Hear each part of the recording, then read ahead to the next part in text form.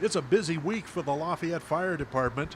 The department is observing Fire Prevention Week through this Saturday with special programs and events, including the first showing of the new Fire Safety House. It's just one more tool in the toolbox for firefighters to use to help get the message out to the community.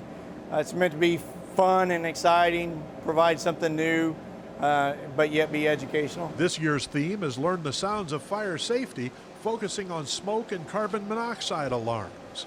The Fire Safety House not only encourages safe practices, it also quizzes the kids on fire safety. As we go through this, we'll be able to test the kids to their knowledge and then ask them a question whether that's true or false, and pull the panel off and actually show the correct answer. The Fire Safety House will make its debut this Saturday at Fire Station number 5 at the corner of Union Street and Creasy Lane between 9 a.m. and noon.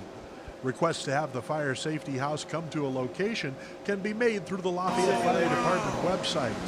And on Wednesday, the Lafayette Fire Department has teamed up with Domino's Pizza in a national campaign. From 5 to 8, if you order a online or a delivery pizza from the Greenbush Domino's location, you have the potential of possibly having that pizza delivered by a fire truck. When your pizza arrives, firefighters will check the home for smoke alarms.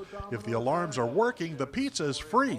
If there are no alarms or they aren't working, the firefighters will install alarms at no cost. ALKIRE says the best fire prevention tool is knowledge and finding creative ways to reach the public. Sometimes the same messages can get boring or redundant, so anything that we can do to prevent that and to provide some excitement and some enthusiasm in the messaging would be great. A complete listing of all programs and activities related to Fire Prevention Week can be found on the website lafayette.in.gov/fire department.